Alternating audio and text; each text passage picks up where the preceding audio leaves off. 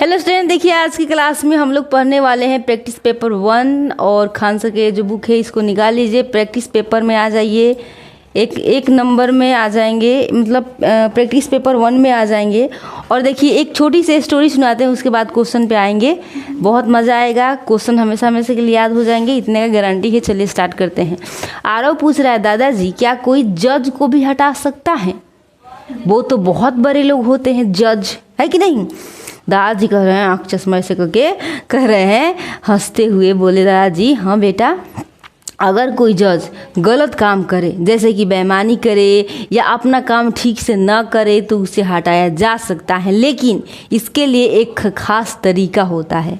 आरव पूछ रहा है, कैसा तरीका? दादाजी कह रहे हैं, दादाजी समझाने लगे, बेटा हमारे देश के संविधान के अनुच्छेद 124 के 4 भाग में यह लिखा है कि अगर कोई उच्चतम न्यायालय का जज गलत काम करता है तो उसे हटाने के लिए संसद में एक प्रस्ताव लाया जाता है।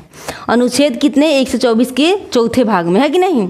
लिखा हुआ है, क्या लिखा हुआ है कि उच्चतम न्यायालय का अगर कोई जज गलत काम करता है तो उसे हटाने के लिए क्या, संसद में एक प्रस्ताव लाया जाता है। कहाँ जी? संसद में एक प्रस्ताव लाया जाता है। अब आरव पूछ रहा है, मतलब संसद में सबको मिलकर फैसला लेना पड़ता है। दादाजी कह रहा है, बिल्कुल, और सिर्फ संसद ही नहीं, उससे पहले न्यायाधीश जांच अधिनियम 1968 के तहत एक जांच होती है। ठीक है, सबसे पहले क्या होता है, कहता है ना, न्यायाधीश जांच अधिनियम 1968 के तहत क्या होता है, एक जांच होती है। ठीक है, इसके तहत क्या होता है, एक जांच होगा कि भाई गलत है कि सही है। ठीक है, फिर एक समिति बनती है जो देखती है कि जज के खिलाफ जो आरोप लगे हैं वो सही है या गलत है। अगर कोई कह रहा है कि जज गलत है तो उसको क्या करेगा, चेक करेगा, है ना। वो समिति क्या करेगी, देखेगी, चेक करेगी क्या सच में ये गलत है या सही है। ठीक है, उसके बाद क्या होता है, आरोप कर रहा है, अगर आरोप सही है तो क्या होता है, तो दादाजी कह रहे हैं, तो फिर सांसद के दोनों सदनों, यानी संसद में 2 सदन होते हैं, लोकसभा और राज्यसभा। ठीक है, दोनों में क्या होगा, वोटिंग होती है। लोकसभा और राज्यसभा में वोटिंग होगी। अगर बहुत सारे सांसद मान जाएं कि जज को हटाने चाहिए, तब राष्ट्रपति एक आदेश से उसे हटा सकता है। समझ रहे हैं ना? देखिए आरोप कर रहा है, वो तो जज को हटाना बहुत सोच समझ कर किया जाता है ना। अगर कोई जज है उसको हटाना है तो सोच समझ के ही तो हटाएंगे ना, ऐसे ही किसी को कैसे हटा सकते हैं? दादाजी कह रहे हैं, हाँ बेटा, ताकि किसी निर्दोष जज को बेवजह न हटाया जाए और जो गलत है उसे रोका जा सके, यही तो असली न्याय है ना जी। आरव मुस्कुराकर बोला, अब मुझे समझ आ गया कि हमारे देश में हर किसी के लिए नियम है, चाहे वो आम आदमी हो या बड़ा जज हो, है ना। दादाजी हंसे और बोले, सही कहा बेटे, यही हमारे संविधान की ताकत है। अब आइए, क्वेश्चन नंबर 1 कह रहा है, देखिएगा क्वेश्चन नंबर 1 का आंसर कीजिएगा। कह रहा है, उच्च न्यायालय के न्यायाधीशों को हटाने के संबंध में महाभियोग की प्रक्रिया का प्रावधान किस अधिनियम में है? इसका आंसर क्या हो जाएगा, बताइए। तो नहीं, ये हो जाएंगे न्यायाधीश जांच अधिनियम 1968। क्या हो जाएंगे? यहाँ पे आप लोग समझे नहीं थे उस समय, तो इसका जो आंसर है वो हो जाएंगे न्यायाधीश जांच अधिनियम। देखिए यहाँ पे आप ध्यान नहीं दिए थे, हम आपको फिर वही उसी जगह पे ले चलते हैं, थोड़ा सा समय दीजिएगा। यहाँ देखिए कह रहा है ना कि पहले न्यायाधीश जांच अधिनियम 1968 के तहत एक जांच होती है ना, तो वही जांचवा यहाँ दिखा रहा है। ठीक है, अब समझ में आया? कह रहा है ना यहाँ पे कि उच्च न्यायालय को जो न्यायाधीश यानी जज हैं, जज को हटाने के संबंध में महाभियोग की प्रक्रिया का प्रावधान किस अधिनियम में है? तो इसका आंसर क्या हो जाएंगे, न्यायाधीश जांच अधिनियम 1968। अब आइए, थ्योरी कह रहा है कि यदि किसी उच्च न्यायालय के न्यायाधीश यानी जज के खिलाफ आरोप लगते हैं तो उसकी जाँच और हटाने की प्रक्रिया न्यायाधीश जांच अधिनियम 1968 के तहत अंतर्गत होती है ना जी। यह कानून बताता है कि जांच कैसे होगी और क्या प्रक्रिया अपनाई जाएगी। ठीक है, ये जो जांच है इसका नाम क्या है, न्यायाधीश जांच अधिनियम 1968। इसी में क्या बताता है लोग कि इसको जांच कैसे, मतलब एक प्रक्रिया अपनाता है लोग कि कैसे कैसे जाँच करना है, क्या क्या करना है, कैसे साबित कर सकते हैं कि ये गलत है कि सही है। ठीक है, अब आइए, फिर कह रहा है दूसरा नंबर क्वेश्चन कि संविधान के किस अनुच्छेद के अनुसार उच्चतम न्यायालय के न्यायाधीश को हटाया जा सकता है? इसका आंसर क्या हो जाएगा? अनुच्छेद अभी पढ़ाए थे, अब कहाँ ध्यान था। कहाँ ध्यान था? बिन नंबर होगा ना। Very good. क्या हो जाएंगे जी? 124 अनुच्छेद के कितने भाग में? चौथा भाग में, है ना। अब आइए फिर हम लोग आ जाएंगे नेक्स्ट क्वेश्चन पे। ठीक है, देखिए कह रहा है कि अनुच्छेद 124 के चौथे में यह प्रावधान है कि अगर कोई न्यायाधीश गलत आचरण करता है ना, या कार्य करने में अक्षम हो जाता है तो उसे संसद की अनुशंसा पर राष्ट्रपति द्वारा हटाया जाता है। अब क्वेश्चन नंबर 3 पे आएंगे। क्वेश्चन नंबर 3 को कह रहा है, यहाँ पे देखिए कहता है उच्चतम न्यायालय के किसी न्यायाधीश को हटाने के लिए संसद के समावेदन पर किसके आदेश की आवश्यकता होती है? हाँ, राष्ट्रपति जब तक आदेश नहीं देगा तब तक नहीं हो पाएगा। ठीक है, देखिए कह रहा है ना कि जब सांसद के दोनों सदनों में विशेष बहुमत से न्यायाधीश को हटाने का प्रस्ताव पारित हो जाता है तब अंतिम निर्णय राष्ट्रपति के आदेश पर लागू होता है। मतलब लास्ट में क्या करेगा? राष्ट्रपति ही उसका आदेश जारी करता है कि हटाना है कि नहीं हटाना है ना। अब आइए फिर आ जाएंगे हम लोग 18 नंबर क्वेश्चन कह रहा है। 18 नंबर क्वेश्चन खान सर का जो बुक दिया है ना, खान सर के बुक में 18 नंबर क्वेश्चन क्या कर रहा है? इस 18 नंबर क्वेश्चन के लिए इतने सारे हम लोग क्या पढ़े थे? दादी की स्टोरी पढ़े थे और ये क्वेश्चन देख रहे थे। ठीक है, देखिए खान सर कह रहे हैं कि उच्चतम न्यायालय के मुख्य न्यायाधीश को उसके पद से हटाया जा सकता है। कैसे? महाभियोग के द्वारा, कार्यालय ज्ञापन के द्वारा, जनमत संग्रह का द्वारा, प्रीवी काउंसलिंग के द्वारा। ए नंबर महाभियोग के द्वारा क्या हो जाएंगे? महाभियोग लगाया जाता है। ठीक है, महाभियोग लगा के क्या करते हैं? जज को हटाते हैं। ठीक, अब आइए अब देखिए खान सर की बुक में कुछ इस तरीके से लिखा हुआ है थ्योरी। कहते हैं कि उच्च न्यायालय के न्यायाधीशों को हटाने के संबंध में महाभियोग की प्रक्रिया का प्रावधान न्यायाधीश जांच अधिनियम 1968 में है। आया ना समझ में? इसी में जांच होता है, इसमें नियम बनते हैं कैसे क्या करना है ना। संविधान के अनुच्छेद 124 के चौथे के अनुसार उच्चतम न्यायालय के किसी न्यायाधीश की संसद के समावेदन पर राष्ट्रपति के आदेश पर क्या करते हैं? हटाया जा सकता है। किसको? जज को, है ना।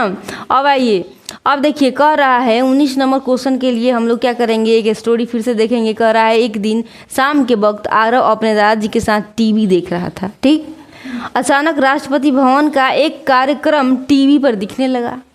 क्या दिखा?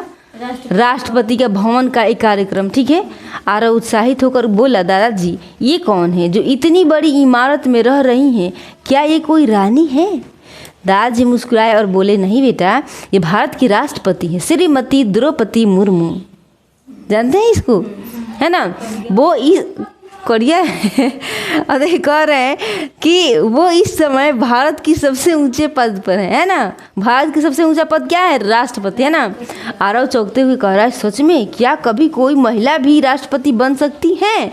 दादाजी का बिल्कुल बेटा, भारत में अब तक 2 महिलाएं राष्ट्रपति बन चुकी हैं। पहला का नाम है प्रतिभा पाटिल और दूसरी का नाम है द्रौपदी मुर्मू, है ना, जो अब की राष्ट्रपति है। अभी जो राष्ट्रपति है उसका नाम क्या है? द्रौपदी मुर्मू।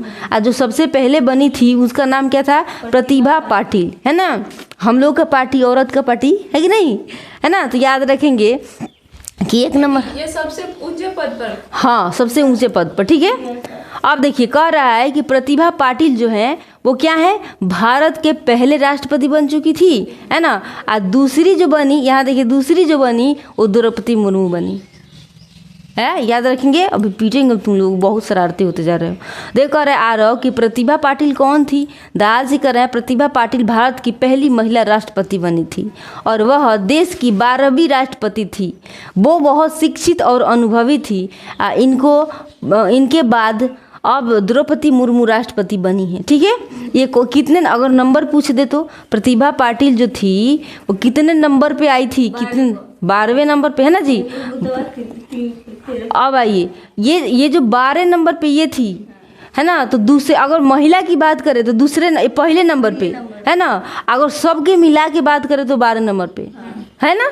अब आइए अब कह रहा है और द्रौपदी मुर्मू दीदी जी कौन सी नंबर की राष्ट्रपति हैं, है ना। तो ये कह रहे हैं कि वो 15वीं राष्ट्रपति हैं। ये थी 12वीं, है ना। ये जो थी 12वीं मतलब 12 नंबर पे ये आई थी। महिला की अगर बात कहे कि भारत की सबसे प्रथम राष्ट्रपति महिला, तो कहेंगे 1 नंबर पे कहेगा तो प्रतिभा पाटिल, और 2 नंबर पे पूछेगा तो द्रौपदी मुर्मू कहेंगे। ठीक है, अगर पूछे नंबर, सबको मिला के ना नंबर होता है जी। अगर पुरुष स्त्री और पुरुष दोनों मिला के कहे कितने नंबर, तो ये 12 नंबर पे थी, और ये जो मुर्मू जी आई ये 15 नंबर पे। अब आया, क्लियर हुआ? ठीक है।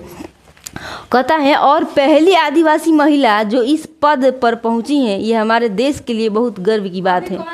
ये जो द्रौपदी मुर्मू है ना, ये अभी हैं, ये कह रही ना करिया है, वही है। ठीक है, अब आइए कह रहा है वो क्या है, ये जो द्रौपदी मुर्मू है 15वीं राष्ट्रपति हैं और पहली आदिवासी महिला। यहाँ देखिए, ये भी अपने नाम में पहली जोड़ी है कहीं ना कहीं। ठीक है, तो ये जो है एक ऐसी महिला है जो पहली आदिवासी महिला है जो राष्ट्रपति बनी है ना, इस पद तक पहुँची है। ये हमारे देश के लिए बहुत गर्व की बात है। आइए, और देख रहा है कि आरव की आँखों में चमक आई, और आरव कह रहा है दादाजी मैं तो सोच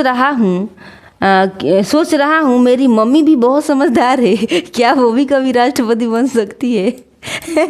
दादाजी हंसकर बोले क्यों नहीं बेटा, मेहनत, ईमानदारी और हिम्मत हो तो कोई भी बड़ा पद हासिल कर सकता है, चाहे लड़का हो या लड़की हो। अब आते हैं क्वेश्चन नंबर पे, मुंह पे मार देंगे अगर याद नहीं होगा। देखिए कह रहा है भारत की प्रथम महिला राष्ट्रपति कौन थी? प्रतिभा पाटिल। इतना देर नहीं लगना चाहिए, प्रतिभा पाटिल। अब आइए दूसरे न कहता है थ्योरी में, प्रतिभा पाटिल भारत की पहली महिला राष्ट्रपति थी। उन्होंने 2007 से 2012 तक क्या किया? राष्ट्रपति पद का संभाला। याद रखेंगे 2007 से 12 तक, याद रखेंगे कितने नंबर पे हैं? 12वें नंबर पे। तो इसे भी याद हो जाएगा कि 12 नंबर तो 12 तक थी। ठीक है, 2007 से 12 तक थी। ठीक है, अब आइए कह रहा है कि प्रतिभा पाटिल भारत की कहता है कितनी राष्ट्रपति थी? कितने नंबर? ये गलत कर दिया है ना, कितवी कह रहा है तो 12वीं कहेंगे ना जी, तो इस पर 12वीं का आंसर लगा देंगे। ठीक है, अब आइए जल्दी जल्दी आंसर करना है। कह रहा है कि प्रतिभा पाटिल भारत की 12वीं राष्ट्रपति थी और देश की पहली महिला जिन्होंने यह पद संभाला था। भारत की दूसरी महिला राष्ट्रपति कौन? द्रौपदी मुर्मू। हाँ, द्रौपदी मुर्मू। अब ये कह रहा है द्रौपदी मुर्मू भारत की दूसरी महिला राष्ट्रपति हैं, वे देश की पहली आदिवासी महिला राष्ट्रपति भी हैं। अगर पूछ देगा कि देश की बताओ, देश की पहली आदिवासी महिला कौन है, क्या कहेंगे? करिया की कहिएगा? नहीं बोली थी करिया है। पागल। हाँ, सांवली है थोड़ी। देखिए कहता है भारत की वर्तमान यानी 2025 में राष्ट्रपति कौन है? बताइए। 2025 में राष्ट्रपति द्रौपदी मुर्मू। हाँ, द्रौपदी मुर्मू, याद रखेंगे द्रौपदी मुर्मू। अब देखिए कह रहा है द्रौपदी मुर्मू 2025 में भारत की राष्ट्रपति हैं। उन्होंने 2022 में पद ग्रहण किया था। ये भी क्वेश्चन पूछ सकता है कि बताइए द्रौपदी मुर्मू कब पद ग्रहण की थी? 2022 में। ठीक है, अब आइए 19 नंबर क्वेश्चन सर जी की बुक में दिया हुआ है। 19 नंबर क्वेश्चन कुछ इस तरीके से, और इसी क्वेश्चन के लिए हम लोगों ने इतना छानबीन किया है। कह रहा है भारत की प्रथम महिला राष्ट्रपति कौन है? प्रतिभा पाटिल। प्रथम प से ही आया, प्रथम से प्रतिभा, याद रखेंगे। प्रथम राष्ट्रपति की बात करें तो प से भी आ रहा है, प्र आ रहा है ना जी, यहाँ प्र आ रहा है ना। प्रथम महिला राष्ट्रपति की बात करें तो प्रतिभा पाटिल। हम लोगों के पाटिल यानी औरत की पार्टी है ना। तो पहली थी ना? हाँ, पहली बार बनी थी, मतलब महिला की बात हो अभी तो द्रौपदी। हाँ, अभी द्रौपदी मुर्मू। तो ये क्या बोला? ये पहली थोड़ी ना बोला है ना, पहला बोला है। यहाँ देखिए प्रथम का मतलब पहला। हाँ, अरे बाबा रे, देखिए कह रहा है, क्लियर है। कह रहा है कि भारत की प्रथम महिला राष्ट्रपति प्रतिभा पाटिल बनी थी। प्रथम, पहली बार, मतलब अगर औरत की बात करें तो पहली बार। लोग कहता है ना जेंट्स में औरत में अगर पहली बार कोई कांड किया है तो आप ही ने किया है। ठीक है, वैसे ही। ठीक, आइए अब कह रहा है अपने घर में आप कभी गोलगप्पा बना दीजिएगा तो कहा जाएगा कि आपने मेरे घर में पहली बार गोलगप्पा बनाया था। ऐसे किसी ने पुरुष बनाया है तो उसको नहीं, अगर महिला की बात हो तो। ठीक, अब देख कहता है भारत की प्रथम महिला राष्ट्रपति प्रतिभा पाटिल बनी थी। ये देख खान सर का थ्योरी है। ठीक है ना, ये भारत की 12वीं राष्ट्रपति थी। ठीक है, भारत की दूसरी महिला राष्ट्रपति जो वर्तमान में भारत की राष्ट्रपति हैं अभी। ठीक है, अब आइए 20 नंबर के लिए नौटंकी देखते हैं, है ना। कह रहा है एक दिन आरव अपने दादाजी एक दिन आरव और दादाजी पार्क में टहलने गए। रास्ते में कुछ लोग चुनाव प्रचार कर रहे थे, पोस्टर, माइक और नारे। ठीक है, चुनाव प्रचार में लगे हुए हैं अभी भी मैथ मस्ती वाले सर। देखिए आरव ने पूछा, दादाजी ये लोग क्यों इतने जोश में बोल रहे हैं, क्या हुआ है? दादाजी कह रहे हैं, मुस्कुराए और बोल रहे हैं, बेटा अभी चुनाव का समय है, ये लोग जनता से वोट मांग रहे हैं ताकि उन्हें चुना जा सके, यही तो लोकतंत्र है। जनता से वोट मांग रहे हैं, है ना, तो क्या है, यही तो लोकतंत्र है। आरव थोड़ा सोचते हुए बोला, लोकतंत्र वो क्या होता है? दादाजी प्यार से समझाने लगे, लोकतंत्र का मतलब है जनता का शासन, और राजतंत्र का मतलब है कि राजा का शासन, है ना। इसे कहता है इसमें देश की अंतिम सत्ता जनता के पास होती है, यानी देश को चलाने वाले नेता जनता ही चुनती हैं। जो जनता चुनेगी वो क्या है, लोकतंत्र है। समझ रहे हो ना, जनता के द्वारा। हम बोले कि आप मेरे लिए फिट हो, हम आपको राजा बनाना चाहते हैं, तो जनता हम हैं, आपको चुन दिए, तो क्या है, लोकतंत्र है। मतलब जनता के राय से जनता ही कहेगी कि किसको राजा बनाना है। ठीक, मतलब किसको जिता देना है। आइए, मतलब हम अपने नेता खुद चुनते हैं, किसको नेता बनाना है। बिल्कुल बेटा, दादाजी बोल रहे हैं, हम वोट डालते हैं और जो लोग सबसे ज़्यादा वोट पाते हैं वे हमारी प्रतिनिधि बनते हैं, फिर वही लोग मिलकर सरकार बनाते हैं, है ना। तो आरव कह रहा है वो तो नेता जनता के सेवक होते हैं। बिल्कुल सेवक है एकदम, है ना जी, नेता तो एकदम सेवक है, आप लोग खूब जानते हैं। दादाजी कह रहे, हाँ बेटा, लोकतंत्र में नेता जनता के लिए काम करते हैं, अगर वे अच्छा काम नहीं करेंगे तो अगली बार जनता उन्हें हटा भी सकती है, 5 साल इंतजार करो, है ना। इसीलिए लोकतंत्र में जनता सबसे ताकतवर होती है, लोकतंत्र में, है ना। कर आरव ने मुस्कुरा कर कहा, दादाजी अब मुझे समझ आ गया, लोकतंत्र का मतलब क्या है, क्या होता है। देश को चलाने का अधिकार जनता के पास होता है। शाबाश बेटा, यही तो असली नागरिक होना है। समझदार और जागरूक बनो। 1 नंबर क्वेश्चन का आंसर करो, नहीं तो तुरंत कुछ आ जाओ। 1 नंबर क्वेश्चन करा है, लोकतंत्र में अंतिम सत्ता किसमें निहित होती है, बताइए इसका आंसर। किसमें जी? जनता में। जनता में, वाह क्या बात है, क्या बात है सर। आइए यहाँ पे आ गए, क्या हो जाएगा इसका आंसर, जनता में, है ना जी। लोकतंत्र में क्या होता है, अंतिम जो सत्ता है, जो अंतिम निर्णय कौन करता है सर, जनता ही तो करता है ना, किसको बनाना है नेता, है ना। देखिए लोकतंत्र की सबसे बड़ी विशेषता ये है कि अंतिम और सर्वोच्च सत्ता जनता के पास होती है। जनता अपने मत के द्वारा नेताओं का चुनाव करती है और सरकार बनाती है। आगे समझ में, अब लोकतंत्र भूलेंगे नहीं ना। अब आइए, कहता है कि लोकतंत्र में प्रतिनिधि किसके द्वारा निर्वाचित होते हैं, इसका आंसर बताइए। जनता के द्वारा। निर्वाचित का मतलब क्या है कि हम लोग वोटवा देते हैं, तो जो जीतता है तो वो जीत गया, तो वही उसी का हम लोग निर्वाचन करती है कि नहीं। तो देखिए लोकतंत्र में प्रतिनिधि होते हैं, जो भी खड़ा होता है उसको प्रतिनिधि कहेंगे भोजपुरी स्टाइल में, है ना। तो किसके द्वारा निर्वाचित होते हैं, मतलब किसके द्वारा चुने जाते हैं, तो जनता के द्वारा। वाह क्या बात है, इतना अच्छे से समझ पाओगे ये वाला। अब देखिए थ्योरी कर रहा है, लोकतंत्र में जनता सीधे मतदान के माध्यम से अपने प्रतिनिधि चुनती हैं, जो संसद या विधानसभा में जाकर देश या राज्य का प्रशासन चलाते हैं। अब आइए फिर 3 नंबर क्वेश्चन क्या कर रहा है, देखिए कहता है लोकतंत्र में सरकार का निर्माण कौन करता है। लोकतंत्र में सरकार का जो निर्माण है वो कौन करेगा, बताइए कौन करेगा। बी नंबर, निर्वाचित प्रतिनिधि, मतलब हम लोग जिसको चुने हैं उसको निर्वाचन किए हैं, और वही प्रतिनिधि मतलब वही आदमी है, जीतल के आदमी है, क्या करेगा, सरकार का निर्माण करेगा, है ना जी। आगे समझ में, आइए आगे बढ़े। कहता है जब चुनाव में विभिन्न क्षेत्र से प्रतिनिधि चुने जाते हैं, मतलब जो जीते हुए हैं उसको चुने जाते हैं, जो हम लोग चुनते हैं, तो उन्हीं में से बहुमत पार्टी या संगठन सरकार का गठन करता है ना। अब आइए कह रहा है लोकतंत्र शब्द का शाब्दिक अर्थ क्या है। देश का शासन।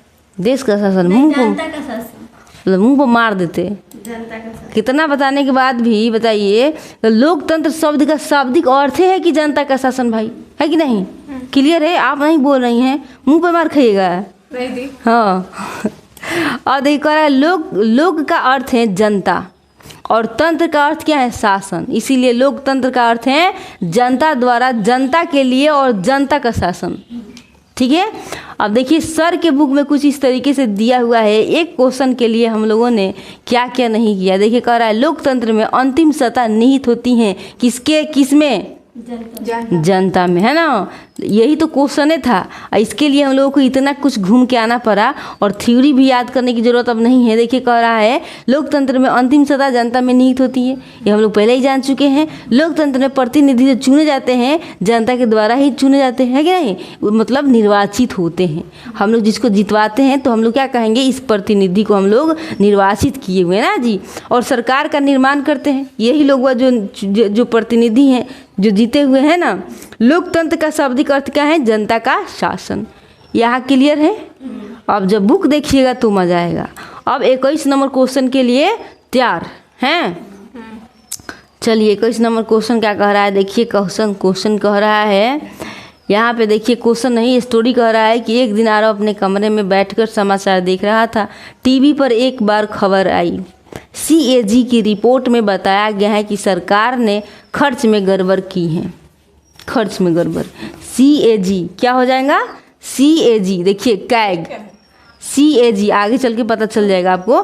देखिए अब आइए कह रहा है आरव ने फौरन दादाजी से पूछा, दादाजी ये CAG कौन होता है, CAG कौन होता है, ठीक है, और वो सरकार की जांच कैसे कर सकता है। CAG कौन होता है, सरकार का जांच कैसे करता है। और दादाजी मुस्कुरा कर बोल रहे हैं, बहुत अच्छा सवाल है बेटे। CAG का पूरा नाम क्या है, नियंत्रक और महालेखा परीक्षक। CAG का मतलब क्या होता है जी, नियंत्रक और महालेखा परीक्षक, है ना। यह एक बहुत ही जिम्मेदार अधिकारी होता है जो सरकार के खर्चों की निगरानी करता है कि सरकार ने कहाँ क्या खर्चा किया है क्या नहीं, मतलब उसका लेखा जोखा वो अपने पास रखता है CAG। ठीक है, आगे समझ में, भूलेंगे नहीं। आइए आरव पूछ रहा है तो क्या ये सरकार का हिसाब किताब चेक करता है। दादाजी कह रहे हैं बिल्कुल बेटा, ये देखता है कि सरकार ने जो पैसा जनता से भले के लिए लिए थे वो सही तरीके से खर्च हुए हैं या नहीं। अगर कहीं कोई गड़बड़ होती है तो CAG उसे पकड़ लेता है। समझ रहे हैं, मतलब सरकार के ऊपर भी कोई बैठा हुआ है ना। इसीलिए कहता है इनकी नियुक्ति कौन करता है, दादाजी से पूछ रहे हैं। तो CAG की नियुक्ति भारत के राष्ट्रपति द्वारा की जाती है, है ना। ये देखिए ये जो CAG होते हैं जो सरकार के खर्चे का हिसाब रखता है, तो भाई इसको तो चुनना एकदम बढ़िया वाला काम है भाई। इसको एकदम देख सुन के चुनना पड़ेगा भाई, एकदम बढ़िया होना चाहिए, है ना। तो इसकी जो नियुक्ति होती है, अगर नियुक्ति की बात करें कौन चुनता है इसको कि इसी को CAG बनाया जाए, राष्ट्रपति चुनती है कि नहीं। और यह संविधान के अनुच्छेद 148 के अनुसार होता है। 148 याद रखेंगे, अनुच्छेद 148 के अनुसार होता है, ठीक है। तो पूछ रहा है तो CAG भी संविधान के तहत काम करता है। तो दादाजी कह रहे हैं हाँ बेटा, ये पूरी तरह से स्वतंत्र होता है। इसका काम सरकार पर नज़र रखना है ताकि कोई भी पैसा बेकार न जाए। और आरव कह रहा है ओ तो ये तो बहुत ज़रूरी अधिकारी है। तो कह रहे हैं बिल्कुल, CAG को लोकतंत्र का रक्षक भी कहा जाता है, उसका रक्षा भी करता है एक तरीके से, है ना। अब देखिए कह रहा है क्योंकि वह जनता के पैसों की सुरक्षा करता है, इसीलिए क्या कहा जाता है, लोकतंत्र की रक्षक कहा जाता है CAG। ठीक, अब भूलेंगे नहीं CAG का। आइए CAG आइए इधर। तो कह रहा है भारत के नियंत्रक और महालेखा परीक्षक की, अब CAG नहीं दे देगा तो आप लोग भुला जाएंगे कि नियंत्रक और महालेखा परीक्षक नहीं भुलाएंगे ना। इसका मतलब इस CAG का मतलब क्या होता है, नियंत्रक और महालेखा परीक्षक। इसको इंग्लिश में CAG कह सकते हैं, है ना। कि नियुक्ति कौन करता है, कैसे करती है प्रधानमंत्री, राष्ट्रपति। अरे राष्ट्रपति, जल्दी से बोलो भाई, अभी तो बताए थे ना कि ये जो है अब मान लीजिए कि सरकार के जो खर्चे हैं उसको क्या करता है, निगरानी करता है, देख रेख करता है। तो इसको चुनने के लिए तो राष्ट्रपति का ही हक होना चाहिए, है कि नहीं, वही चुन सकते हैं कि नहीं। अब आइए नेक्स्ट क्वेश्चन देखिए, थ्योरी कह रहा है कि भारत के नियंत्रक एवं महालेखा परीक्षक है ना की नियुक्ति राष्ट्रपति द्वारा की जाती है ना, वह सरकार के खर्चों का लेखा जोखा परीक्षा करता है ना जी। अब आइए हम लोग आते हैं 2 नंबर, संविधान के किस अनुच्छेद में सीएजी की नियुक्ति का प्रावधान है? छेद 148। Wow very good, 148। भारत के सीएजी संविधान के अनुच्छेद 148 में सीएजी की नियुक्ति कार्य और अधिकारों का उल्लेख किया गया है। अब 21 नंबर, सर के कहना क्या है? आइए सर जी पे हम लोग इसी एक क्वेश्चन के लिए हम लोग इतना कुछ पापड़ बेल के आए हैं, तो इसका आंसर तो देना बनता है ना जी। खान सर के बुक में 21 नंबर क्वेश्चन दिया है कि भारत के सीएजी यानी नियंत्रक एवं महालेखा परीक्षक की नियुक्ति कौन करता है? राष्ट्रपति। जल्दी से नहीं बोलते तो मुंह पर मार देते। अब आइए क्वेश्चन देखिए, यहाँ थ्योरी कर रहा है कि भारत के नियंत्रक और महालेखक परीक्षा की नियुक्ति कौन करता है? भारत के संविधान के अनुच्छेद कितने में है? 148। हाँ, इसकी नियुक्ति जो करता है राष्ट्रपति है ना। अब भूलेंगे नहीं? आइए अब 22 नंबर क्वेश्चन के लिए हम लोग चलेंगे फिर से क्वेश्चन स्टोरी की तरफ और इसको देखेंगे। मज़ा आ रहा है ना क्लास में? तो लाइक कीजिए। कहता है कि एक शाम आरव और दादाजी छत पर बैठकर तारे गिन रहे थे, तभी पास के घर से आवाज़ आई, राष्ट्रपति जी का भाषण शुरू हो गया। कौन बताया जी? ना, आवाज़ आई है अभी पड़ोसी के घर से कि राष्ट्रपति जी का भाषण शुरू हो गया। आइए, आरव उत्साहित हो गया, दादाजी राष्ट्रपति सबसे बड़े नेता होते हैं ना, क्या वो हमारे देश के राजा जैसे हैं? आरव पूछ रहा है। दादाजी मुस्कुराए और बोले, नहीं बेटे, राजा नहीं, लेकिन हाँ राष्ट्रपति हमारे देश के सबसे बड़े नागरिक होते हैं। उन्हें देश का प्रथम नागरिक कहा जाता है। राष्ट्रपति को क्या कहा जाता है? देश का प्रथम नागरिक कहा जाता है। और देश के सबसे बड़े नागरिक कौन है? राष्ट्रपति हैं। ठीक। आरव कह रहा है, क्यों दादाजी, क्या वो हमारे देश के मालिक हैं? नहीं बेटा, भारत एक लोकतांत्रिक देश है, लोगों की चलती है ना जी, लोकतांत्रिक देश। यहाँ कोई मालिक नहीं होता, लेकिन राष्ट्रपति राष्ट्र का संवैधानिक प्रमुख होता है। क्या होता है? राष्ट्र का संवैधानिक प्रमुख होता है ना, यानी वह संविधान के अनुसार देश का प्रतिनिधित्व करता है। जो संविधान में लिखा हुआ है उसके अनुसार ये क्या करता है? काम करता है। आइए अब देखिए, कह रहा है ये बात संविधान में भी लिखी है क्या? दादाजी कह रहे हैं बिल्कुल। भारतीय संविधान का अनुच्छेद 52 कहता है कि भारत में एक राष्ट्रपति होगा और वही हमारे देश के प्रमुख होते हैं। प्रमुख है ना। अब देखिए कितने अनुच्छेद? 52। संविधान कहते हैं ना, भारतीय संविधान का अनुच्छेद कितने में? 52 कहता है कि भारत में एक राष्ट्रपति होगा और वही हमारे देश के क्या होगा? प्रमुख होगा। ठीक है। तो कह रहा है तो क्या प्रधानमंत्री से भी बड़े? दादाजी कह रहे हैं पद के हिसाब से राष्ट्रपति ऊपर होते हैं। ठीक है, ये हम लोग भी जानते हैं, बच्चा भी जानता है कि नहीं? लेकिन असली सरकार चलाने का काम प्रधानमंत्री और उनके मंत्री करते हैं, है ना। राष्ट्रपति संविधान और कानून के अनुसार कार्य करते हैं। किसके अनुसार जी? राष्ट्रपति संविधान के और कानून के अनुसार ही काम करता है। ठीक है। अब आइए, कहता है आरव मुस्कुरा बोला, मतलब राष्ट्रपति सबसे सम्मानित पद हैं, लेकिन वो सब कुछ अकेले नहीं करते। अब हमारे ही घर के सबसे वरिष्ठ आदमी हैं दादाजी, तो क्या सब कुछ वही करेंगे? नहीं करेंगे ना। हाँ आइए, शाबाश बेटा, अब तुम समझदार नागरिक बन गए हो। और दादाजी कह रहे हैं। अब देखिए 1 नंबर क्वेश्चन कह रहा है कि भारत का प्रथम नागरिक कौन होता है? बताइए। राष्ट्रपति होता है? प्रधानमंत्री। देखिए इनका तो आंसर देखिए। नहीं, राष्ट्रपति। देखिए तो नहीं इनका आंसर क्या बोल रही है, फटाक से बोल दी। अभी बोले थे ना कि भारत का प्रथम नागरिक कौन होता है जी? राष्ट्रपति। राष्ट्रपति होता है। तो भारत में राष्ट्रपति को देश का प्रथम नागरिक माना जाता है क्योंकि वह देश का सर्वोच्च संवैधानिक पद है। देखिए कॉन्फिडेंस चेक करने के लिए ही काफ़ी कि आप कितना समझ पाए हैं कि नहीं। आप अगर अपना एथी बदल रहे हैं, ऑप्शन बदल रहे हैं, तो मतलब कि थोड़ा कमी है। कह रहा है कि भारतीय संविधान का कौन सा अनुच्छेद यह कहता है कि भारत का एक राष्ट्रपति होगा? बताइए। हाँ, अनुच्छेद 52। वाह, ध्यान से देखते हैं ना जी। अब देख रहा है कि अनुच्छेद 52 में स्पष्ट रूप से लिखा है कि भारत का एक राष्ट्रपति होगा जो भारत का क्या? राष्ट्र का क्या होगा? प्रमुख होगा, है ना। देखिए क्वेश्चन कह रहा है कि भारत में राष्ट्रपति किस प्रकार का प्रमुख होता है? बताइए किस प्रकार का? इसका आंसर हो जाएगा संवैधानिक प्रमुख।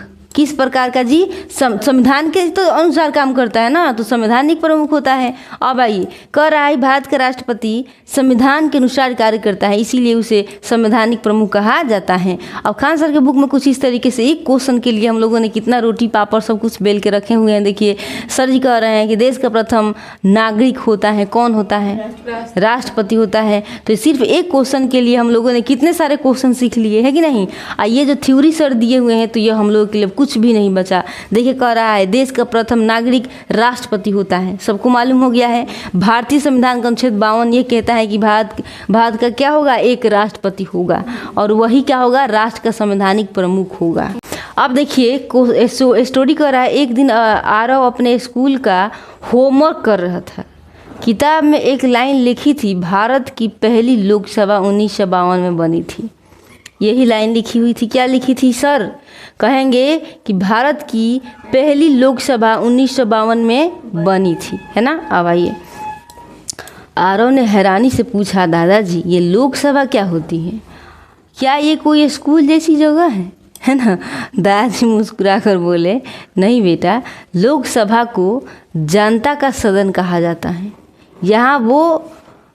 यहाँ वे लोग बैठते हैं जिन्हें हम वोट देकर चुनते हैं। अभी तो देखे थे ना, यही लोग देश के लिए कानून बनाते हैं और सरकार चलाने में मदद करते हैं। तो आरव तो इसकी शुरुआत कब हुई थी? आरव पूछ रहा है ना। तो भारत में जो लोकसभा है ना, लोकसभा की स्थापना जो हुई थी, शुरुआत जो हुई थी 17 अप्रैल 1952 को हुई थी, है ना। उस साल हमारे देश में पहले आम चुनाव हुए थे और तब जाकर हमें हमारी पहली लोकसभा मिली थी, है कि नहीं। अब देखिए इसकी जो लोकसभा अभी सुने थे, हम खूब सुने थे, लोकसभा जनता के शासन, है ना। इसकी जब शुरुआत हुई तो कब शुरुआत हुई थी? अप्रैल में, 17 अप्रैल, है ना, 1952। याद रखेंगे, 17 अप्रैल 1952। अब देखिए, अब कह रहा है ओह ये तो ये बहुत पुरानी बात है। दादाजी कह रहे हैं हाँ बेटा, और जानना चाहोगे कि लोकसभा की पहली महिला अध्यक्ष कौन बनी थी? कह रहा है हाँ ज़रूर, उनका नाम था मीरा कुमार। एक औरत है, उसका नाम है क्या? मीरा कुमार। वो बहुत समझदार और योग्य नेता थी। वो बिहार के सासाराम लोकसभा क्षेत्र से चुनी गई थी। मतलब बिहार के जो सासाराम है ना, वहाँ से जनता ने वोट किया था, तो वो क्या बनी थी? लोकसभा के अध्यक्ष बनी थी, है ना। अब आइए, अब कह रहा है मतलब उन्होंने लोकसभा की अध्यक्षता की। बिल्कुल, लोकसभा अध्यक्ष का काम बहुत अहम होता है। वही तय करते हैं कि संसद में कैसी चर्चा होगी, कौन बोलेगा, और अनुशासन बना रहेगा, है ना, और अनुशासन बना रहेगा। देखिए लोकसभा का काम क्या है? लोकसभा अध्यक्ष के काम बहुत अहम होता है, मतलब बहुत ज़रूरी होता है, ठीक है। ये लोकसभा का अध्यक्ष ही तय करता है कि संसद में क्वेश्चन चर्चा करेगी बा, माई बहन अलग चर्चा करेगी बा कि फलनवा अलग चर्चा करेगी बा। ऐसे नहीं होता गाँव में, ऐसे नहीं होता है, लेकिन वहाँ नहीं। ये तय करेंगी कि वहाँ क्या चर्चा होना चाहिए, किस पे चर्चा होना चाहिए, देश के कौन से ऐसे मतलब पॉइंट है उस पर बात करने हैं, ठीक है। आइए अब देखिए, कह रहा है आरव मुस्कुरा कर बोला, वाह, तो महिला ने भी संसद में बड़ी जिम्मेदारी निभाई है। दादाजी कह रहे हैं सही कहा बेटे, देश के लड़कियां और महिलाएं भी अब हर क्षेत्र में आगे बढ़ रही हैं, है ना। अब क्वेश्चन कहता है कि भारत की लोकसभा की स्थापना कब हुई थी? 17 अप्रैल 1952। हाँ, वेरी गुड, 17 अप्रैल 1952। देखिए कहता है भारत में पहले आम चुनाव 1951 से 52 में हुए थे, जिसके बाद 17 अप्रैल 1952 को लोकसभा की स्थापना हुई, है ना। अब ये कह रहा है कि भारत में पहले आम चुनाव के बाद देश को क्या प्राप्त हुआ था? पहले राज्यसभा प्राप्त हुआ था कि पहली सरकार की पहली लोकसभा की संविधान? क्या प्राप्त हुआ भारत को? भारत में पहले जब आम चुनाव के बाद देश को क्या मिला?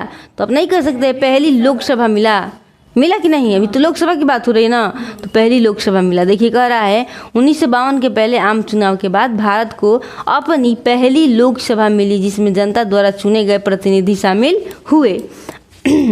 अब देख रहा है भारत की लोकसभा की प्रथम महिला अध्यक्ष कौन थी? मीरा कुमार। देखिए औरत है लेकिन कुमार, देखिए ना कितना अच्छा नाम है, मीरा कुमार, है ना। अब आइए कह रहा है मीरा कुमार भारत की प्रथम महिला लोकसभा अध्यक्ष बनी, उन्होंने 2009 में यह पद संभाला था, 9 की बात है, ठीक है। अब आइए कह रहा है मीरा कुमार किस लोकसभा क्षेत्र से निर्वाचित हुई थी, बताइए। बिहार के किस, हाँ बिहार के सासाराम क्षेत्र से निर्वाचित हुई थी। देखिए कह रहा है कि मीरा कुमार बिहार के सासाराम लोकसभा क्षेत्र से चुनाव जीत कर लोकसभा की सदस्य बनी थी। अब खान सर के बुक में कुछ इस तरीके से क्वेश्चन दिया हुआ है। देखिए क्वेश्चन क्या कह रहा है कि भारत की लोकसभा की प्रथम महिला अध्यक्ष रही कि कौन रही? मीरा कुमार। वाह, बोली हैं तो अभी। देखिए कह रहा है थ्योरी कि भारत की लोकसभा की स्थापना 17 अप्रैल 1952 को हुई। वर्ष 1952 में पहले आम चुनाव के बाद देश को अपनी पहली क्या मिली? लोकसभा मिली। भारत की लोकसभा की प्रथम महिला कौन बनी? मीरा कुमार। यह बिहार की कहाँ से थी? सासाराम ना, लोकसभा क्षेत्र से क्या हुए थे? निर्वाचित हुई थी। ये क्लियर है। अब आइए 24 नंबर क्वेश्चन के लिए हम लोग फिर से एक बार एक नई स्टोरी सुनेंगे और क्या करेंगे सारे। देखिए स्टोरी सुनने से ये होता है ना कि आपका जो थ्योरी है ना उसको याद नहीं करना पड़ेगा। क्वेश्चन के बाद जो थ्योरी आता है ना वो याद करना बहुत मुश्किल हो जाता है। जरूरी है करना। हाँ वही तो ज़्यादा जरूरी है। सेम क्वेश्चन नहीं भी आ सकता है ना तो थ्योरी से आता है। अच्छा। समझ लीजिए। तो ऐसा नहीं है कि सेम लड़ जाएगा, नहीं, उससे रिलेटेड भी कुछ यूनिक क्वेश्चन होते हैं, जो इम्पोर्टेंट क्वेश्चन होते हैं वो थ्योरी में दिया रहता है। समझ में आया ना। तो इस थ्योरी के लिए हम लोग इतना कुछ कर रहे हैं, तो क्या ज़रूरत भाई, एगो दूगो आता है जल्दी जल्दी याद करके आगे बढ़ते, तो कितना याद करेंगे, समझना तो ज़रूरी है। इसमें याद करना पड़ता है क्या? एक बार स्टोरी सुन लीजिएगा, याद करने की झंझट खत्म, बस समझ जाइएगा कि हाँ ऐसे हुआ था। अच्छा अब आइए देखिए कह रहा है कि एक दिन आरव अपने दादाजी के साथ छत पर बैठा ठंडी हवा का मज़ा ले रहा था। चांदनी रात में तारों की छाँव में आरव ने अचानक सवाल किया, दादू क्या हमारे देश में कोई मुस्लिम राष्ट्रपति भी हुए हैं? दादाजी मुस्कुराकर बोल रहे हैं, बिल्कुल हुए हैं बेटा। और सबसे पहले जो मुस्लिम राष्ट्रपति बने थे उनका नाम था डॉक्टर जाकिर हुसैन। जाकिर किससे नाम याद रखेंगे जी? जकरिनिया से। जकरिनिया से याद रखिए, डॉक्टर जाकिर हुसैन, है ना। ये जो थे ना डॉक्टर जाकिर हुसैन, ये जो अगर कहेंगे पहला मुस्लिम की अगर बात होगा ना तो ये जो पहला मुस्लिम थे जो राष्ट्रपति बने थे, मुस्लिम जाति के, हिंदू को छोड़ के कहें तो पहली बार, है ना। आए कितने नंबर थे? 3 नंबर पे बने थे। देखिए क्या वो बहुत पहले राष्ट्रपति बने थे? आरव ने जिज्ञासा से पूछा था, है ना। दादाजी कहे हाँ, वे भारत के तीसरे राष्ट्रपति थे। कितने नंबर? तीसरे राष्ट्रपति। और उन्होंने 13 मई 1967 को पद संभाला था। कितने को? 13 मई को। देखिए 13 मई 1967 को क्या हुआ था? पद संभाला था। आरव सोचने लगा तो फिर वे कितने समय तक राष्ट्रपति रहे? दादाजी का चेहरे थोड़ा गंभीर हो गया। उन्होंने कहा, बेटा जाकिर हुसैन बहुत विद्वान और सज्जन व्यक्ति थे, लेकिन अफसोस की वे राष्ट्रपति बनने के 2 साल बाद ही 3 मई 1969 को अपने पद पर रहते हुए ही चल बसे। देखिए बहुत दुखी था ना। 3 मई, देखिए याद रखेंगे, 3 मई 1969 को ये क्या हुए? चल बसे, ठीक है। इसीलिए हाँ मई में ही, ठीक है। इसीलिए वे सबसे कम समय तक राष्ट्रपति रहने वाले व्यक्ति बने, है ना जी। अब देखिए पद ग्रहण हुआ कितना? 13 मई को। मई से याद रखेंगे 13 मई 1967। आ जाएंगे फिर 3 मई 1969 को क्या हुआ? चल बसे। तो अब देखिए आगे कह रहा है यहाँ पे, इसीलिए वे सबसे कम समय तक राष्ट्रपति रहने वाले व्यक्ति बने। आरव ने धीरे से यहाँ देखिए हैंग आएगा। आरव ने धीरे से कहा, दादू लगता है उन्होंने देश की बहुत सेवा की होगी। दादाजी ने प्यार से आरव के सिर पर हाथ फेरते हुए कहा, हाँ बेटा, उन्होंने शिक्षा और संस्कृति के क्षेत्र में बड़ा योगदान दिया। वे अलीगढ़ मुस्लिम यूनिवर्सिटी से जुड़े रहे और भारत की एकता में उनका विश्वास अटूट रहा। ठीक है, देखिए यहाँ पे बहुत ही प्यार से दादा बता रहे हैं कि आरव पूछ रहा है कि दादू लगता है उन्होंने देश की बहुत सेवा की होंगी। दादाजी कह रहे हैं कि उन्होंने शिक्षा और संस्कृति के क्षेत्र में बड़ा योगदान दिया है। शिक्षा और संस्कृति है ना, वे अलीगढ़ मुस्लिम यूनिवर्सिटी से जुड़े और भारत की एकता में उनका अटूट विश्वास था। अब आइए, आरव की आंखों में चमक थी, एक दिन मैं भी ऐसा कुछ करूंगा जिससे देश को मुझ पर गर्व हो। दादाजी मुस्कुराए और बोले, शाबाश मेरे बच्चे, यही तो असली देशभक्ति है ना। अब आइए, अब देखिए, कह रहा है कि भारत के प्रथम मुस्लिम राष्ट्रपति कौन थे? जाकिर हुसैन। हाँ, डॉक्टर जाकिर हुसैन, है ना। अब आइए, कह रहा है डॉक्टर जाकिर हुसैन भारत के पहले मुस्लिम राष्ट्रपति, उन्होंने 1967 में राष्ट्रपति पद संभाला था। ठीक है, डॉक्टर जाकिर हुसैन भारत के कितनेवें राष्ट्रपति थे? तीसरे। वाह, एक साथ दो आंसर, क्या बात है सर। कहते हैं वे भारत के तीसरे राष्ट्रपति थे। उनसे पहले डॉक्टर सर्वपल्ली राधाकृष्ण राष्ट्रपति थे। अब दूसरे नंबर की बात होगा तो एक और याद रख लेंगे, दूसरे नंबर पे कौन थे? डॉक्टर राधाकृष्ण, सर्वपल्ली राधाकृष्ण। इसको यहाँ से नाम याद रख लेंगे, राधाकृष्ण तो भी चलेगा, राधा के कृष्ण, राधा कृष्ण। दूसरे नंबर पे राष्ट्रपति बने थे। ठीक है, अब आ जाएंगे हम लोग इधर। कहते हैं कि डॉक्टर जाकिर हुसैन का कार्यकाल कब से कब तक था? बताइए। सी नंबर 1967 से 1969। हाँ, यही सही है ना। 1967 से कितना तक? 69 तक। Very good. देखिए, कह रहा है 67 से 69।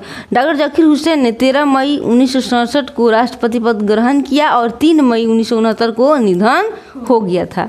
अब देखिए, नेक्स्ट क्वेश्चन है कि राष्ट्रपति पद पर रहते हुए निधन होने वाले पहले व्यक्ति कौन थे? Doctor Zakir Hussain. Very good, doctor Zakir Hussain. ये पद पे थे बेचारा, तभी इनका निधन हो गया। देखो, कहता है डॉक्टर जाकिर हुसैन राष्ट्रपति पद पर रहते हुए ही 1969 में स्वर्ग सिधार गए, इसीलिए वे ऐसे पहले राष्ट्रपति बने जिनका निधन पद पर रहते हुए हैं। अब देखिए, कह रहा है निम्न में से किस राष्ट्रपति का कार्यकाल सबसे कम रहा? जाकिर हुसैन। वाह, B number, doctor Zakir Hussain ना।